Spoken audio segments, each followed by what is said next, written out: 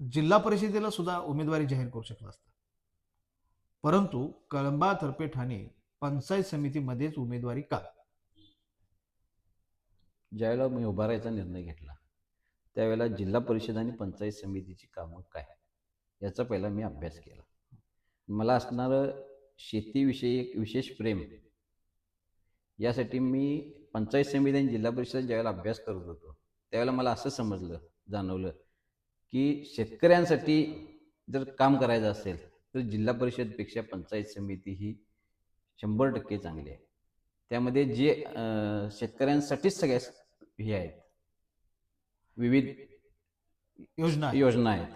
या योजना म्हणजे शेतकऱ्यांच्या शेतीसाठी लागणारी प्रत्येक वस्तू, अवजारं असतील, औषधं असतील, तुमचे औषध फवारणीचे पंप असतील, सगळे पंप वगैरे सगळ्या ज्या शेतीसाठी लागणारे प्रत्येक गोष्ट ही पंचायत समिती पूर्ण करू शकते, असं मला जाणवलं. म्हणून मी पंचायत समितीतच उभारायचा निर्णय घेतला. नाही, पण जिल्हा परिषद म्हणजे एक मिनी विधानसभा म्हणतात. मग तुम्ही मिनी विधानसभेत जाऊन डाव टाकून पुढं वरच्या लेवलला जाऊ शकला असता की?